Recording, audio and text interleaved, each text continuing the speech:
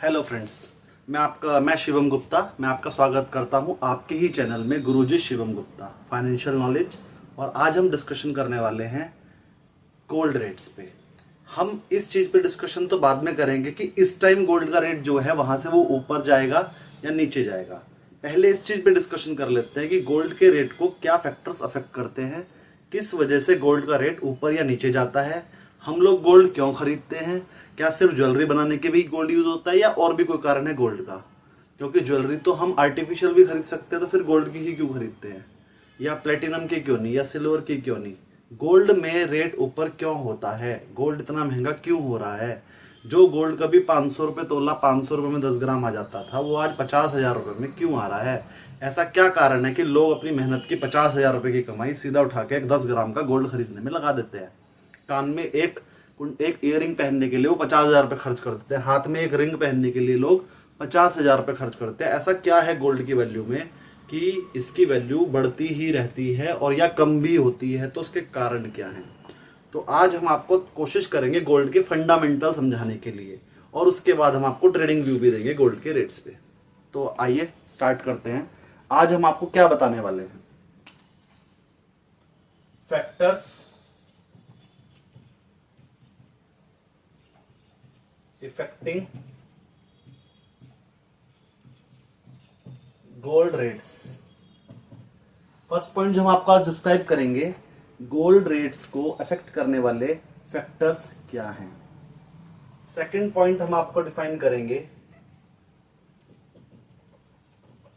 Factors which are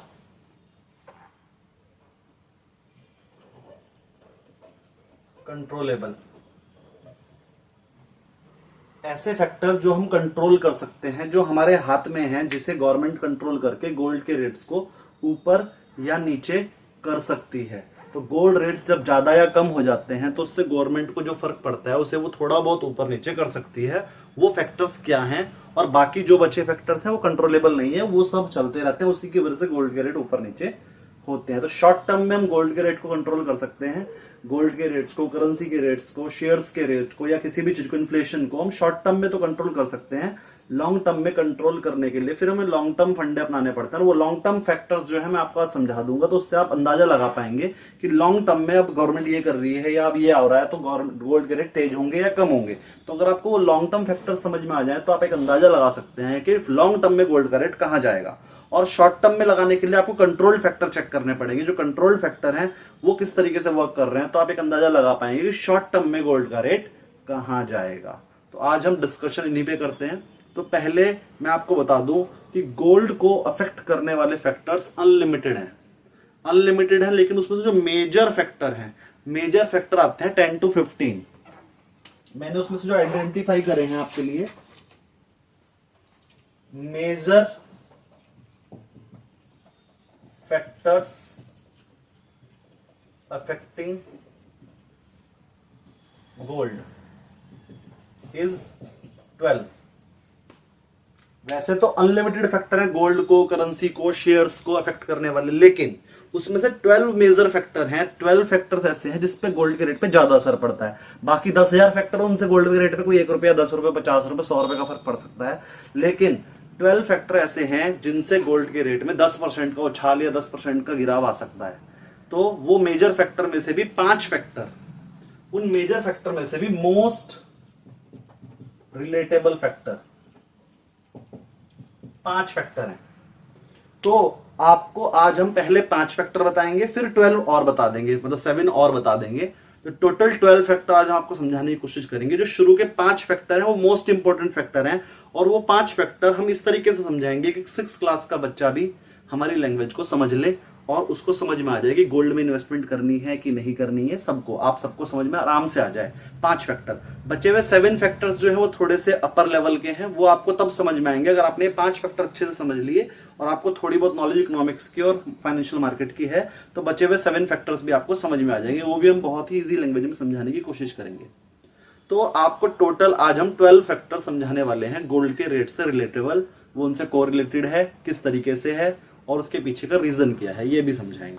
तो पहले हम 5 फैक्टर की बात करते हैं। वो 5 फैक्टर क्या हैं।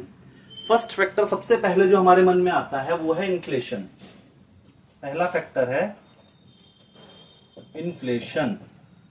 दूसरा फैक्टर है ग्लोबल मूवमेंट। थर्ड फैक्टर है गोल्ड रिजर्व। फोर्थ फैक्टर है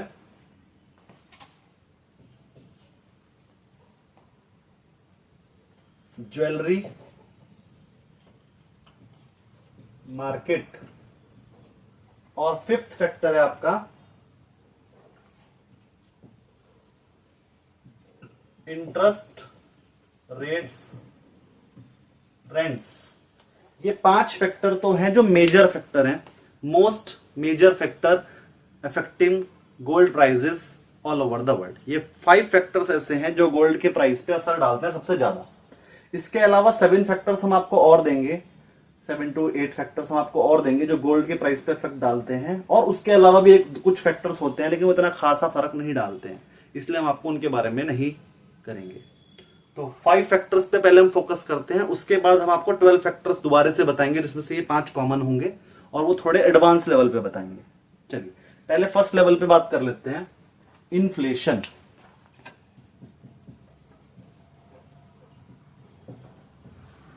ओवर द वर्ल्ड आपको पता होगा जब राजा महाराजा रहा करते थे तो उनके सिक्के, उनके कॉइन्स जो होते थे वो गोल्ड के हुआ करते थे। किसी महाराजा का कॉइन छोटे साइज का होता था, किसी का बड़े साइज का होता था।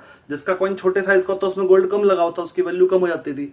जिसका कॉइन ज्यादा बड़े साइज का होता उसमें गोल्ड ज्यादा लगा होता, उसकी गोल्ड की वैल्यू ज्यादा हो जाती। तो एक्चुअल में जो उनकी वैल्यू थी वो उनके वेट के हिसाब से ही थी कि अगर 10 ग्राम गोल्ड लगाए तो उसकी वैल्यू 10 ग्राम के हिसाब से हो जाएगी, 20 ग्राम गोल्ड लगाए तो उसकी वैल्यू 20 ग्राम्स के हिसाब से हो जाएगी। तो करेंसी की वैल्यू वहां पर भी हर महाराजा की अलग अलग थी, लेकिन वो वैल्यू थी उसमें लगे हुए गोल्ड के हिसाब से, और वो वैल्यू हर टाइम चेंज होती रहती थी हर जगह पर। तो उसमें क्या था, गोल्ड के प्राइस स्टेबल थे। उस टाइम गोल्ड का कोई प्राइस हुआ नहीं करता था, बस ऐसे लिया करते, हमने 10 ग्राम गोल्ड दे दिया, आपने 20 ग्राम गोल्ड दे दिया, तो उसमें तुम्हारे डबल आइटम मिल जाएगी। तो मींस जैसे आज हम कहते हैं कि $1 का रेट हमारे इंडियन रुपीज के हिसाब से 90 रुपीज है या 80 रुपीज है, इस टाइम 80 चल रहा है, 80 रुपीज है या 85 है या 90 है, उस टाइम पर बस गोल्ड के अगेंस्ट हम बिजनेस किया करते थे। अगर आपने मेरे से कोई चीज का रेट पूछा, सर ये कंटेनर कितने का है पूरा, तो आप कहते थे 20 कॉइन्स का। 20 कॉइन्स मतलब अगर उसके 10 ग्राम का गोल्ड कॉइन है उसका और वो 20 कॉइन्स बोल रहा है, मतलब 200 ग्राम गोल्ड दो, 200 ग्राम गोल्ड दो और ये आइटम ले जाओ। तो उस टाइम पर जो करेंसी थी वो गोल्ड ही था। तो गोल्ड सबसे पुरानी करेंसी है, इसलिए उसकी अपनी एक वैल्यू है। हर एक देश के पास गोल्ड है। अब क्या हुआ कि गोल्ड के रेट्स ऊपर नीचे होने लगे, हर जगह पर डिमांड एंड सप्लाई अलग अलग होने लगी।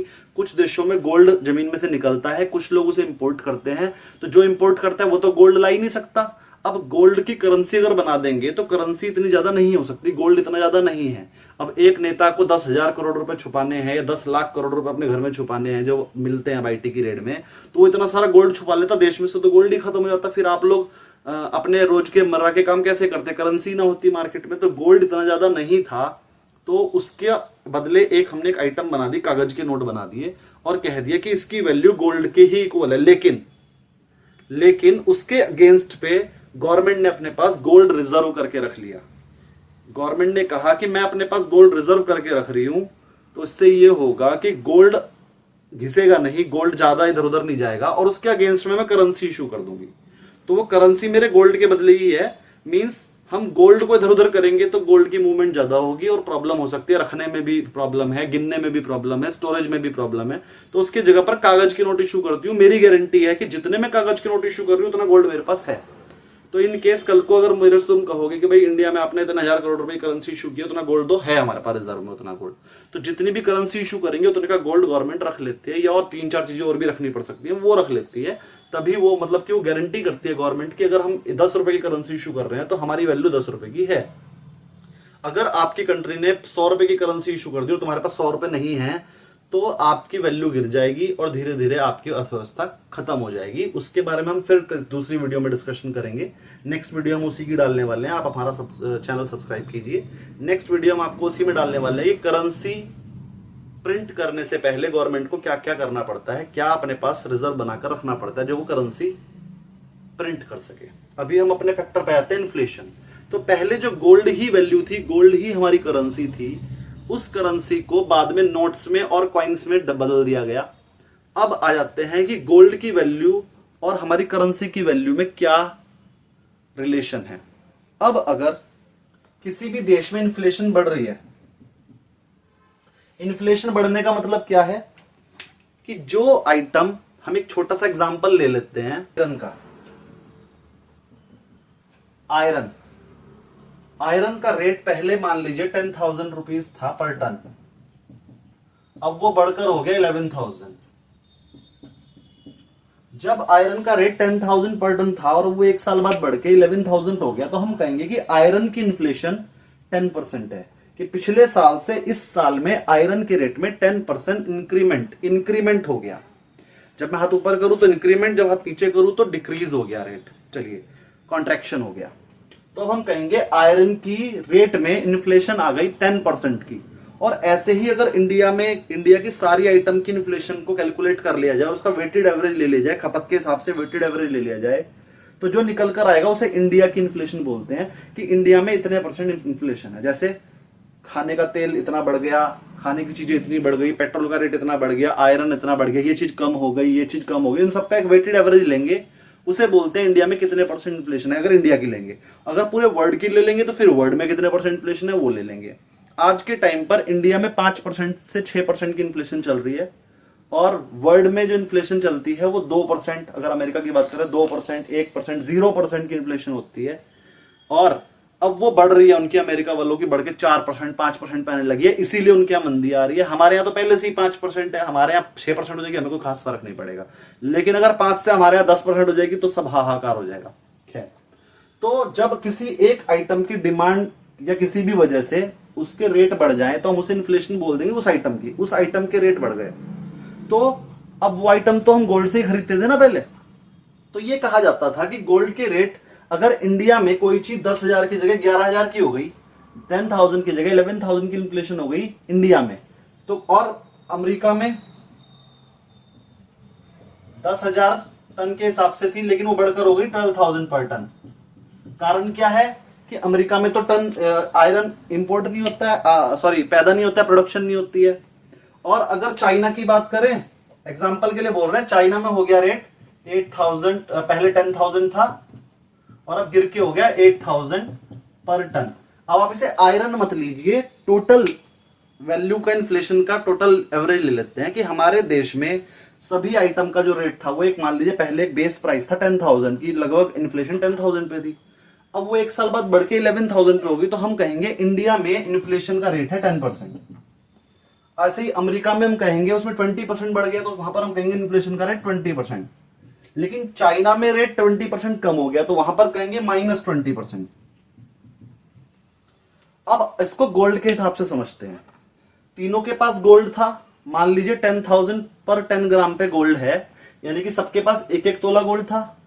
अगर इंडिया कोई भी चीज खरीदने जाएगा जो इस चीज का रेट बढ़ गया है, आयरन ले लो या फिर एक वेटेड एवरेज, इंडिया जब वो चीज खरीदने जाएगा तो उसकी, क्योंकि 11,000 हो गया रेट, 11,000 हो गया, तो उसे कुछ कम मिलेगी, गोल्ड के रेट में उसे कुछ कम मिलेगी।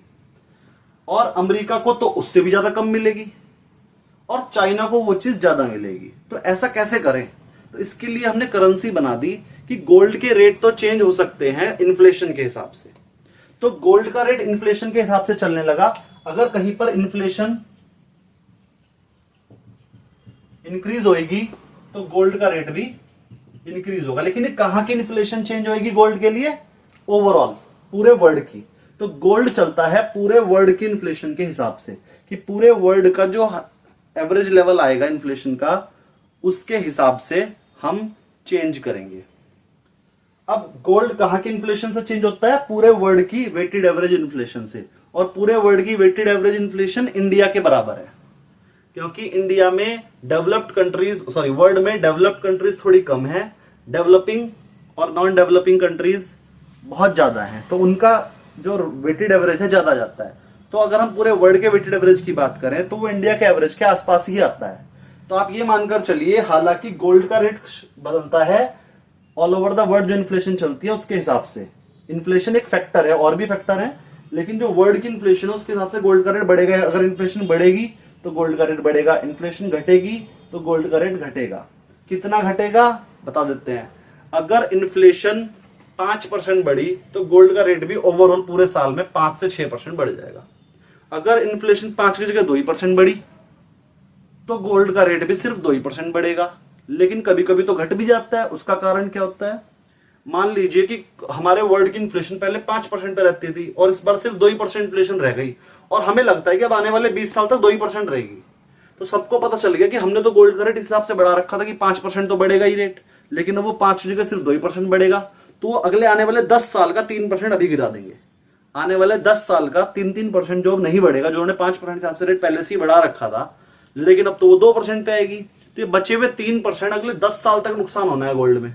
तो वो कहेंगे कि जब अगले 10 साल तक 3% का नुकसान हमें रहेगा गोल्ड में, जो हमने बढ़ा रखा था पहले से रेट, तो वो उसी टाइम बेचना शुरू कर देंगे। तो वो जो इन्फ्लेशन 5 की जगह 2 आ जाती है, इन्फ्लेशन कम हो जाती है, तो सेम प्रोपोर्शनेट में नहीं गिरेगा गोल्ड, ज्यादा भी गिर सकता है क्योंकि वो अगले 10 साल का है कह रहा था। और अगर मान लीजिए गवर्नमेंट कहती है कि इस साल हमारी इन्फ्लेशन 2% रह गई है और नेक्स्ट ईयर भी हम इसे ऐसा ही रखने की कोशिश करेंगे, मतलब कंफर्म नहीं है, तो फिर वो सिर्फ 3% गिरेगा या 4 या 5% गिर जाएगा, क्योंकि उन्हें ऐसा लगता है कि नेक्स्ट ईयर फिर 5% पे आ सकती है इन्फ्लेशन। तो ये सब तो खैर डिमांड एंड सप्लाई है और अपनी अपनी सोच है, लेकिन जो मेन फैक्टर ये है कि इन्फ्लेशन के बढ़ने से गोल्ड बढ़ता है और इन्फ्लेशन के गिरने से या कम होने से गोल्ड भी गिर जाता है। ये एक फैक्टर हो गया इन्फ्लेशन का।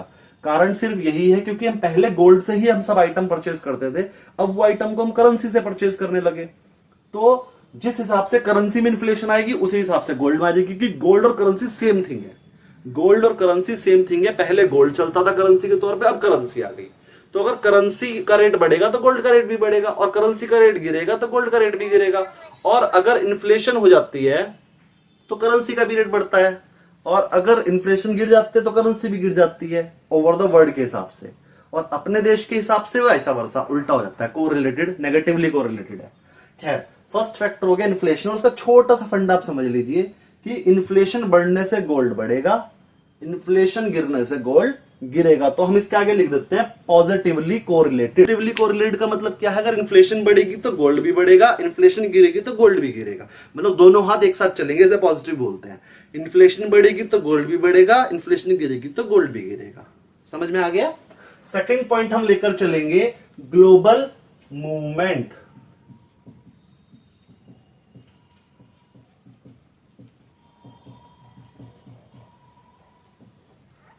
तो इंडिया में जो रेट है, क्योंकि इंडिया में गोल्ड जो प्रोड्यूस होता है वो कम है और हमारी डिमांड ज्यादा है, हम लोग इंपोर्टर हैं गोल्ड के, हर साल गोल्ड हम इंपोर्ट करते हैं। तो जब हमारे पास इतना गोल्ड है ही नहीं, हमारे पास गोल्ड तो हो रहा है 100 टन निकल रहा है और डिमांड है हमारे पास 400 टन की, तो बचा हुआ 300 टन जो हमारी एक्स्ट्रा प्रोडक्शन, जो हमारी एक्स्ट्रा डिमांड है, वो हमें बाहर से इंपोर्ट करनी पड़ती है। बाहर से इंपोर्ट करनी पड़ती है तो इसलिए रेट्स भी बाहर वालों के ज्यादा डिपेंडेंट होते हैं। तो मार्केट में 2 तरह के बंदे होते हैं, एक जिसके पास स्टॉक ज्यादा है, एक जो परचेज कर रहा है, एक प्राइस गिवर, एक प्राइस टेकर। तो हम लोग क्या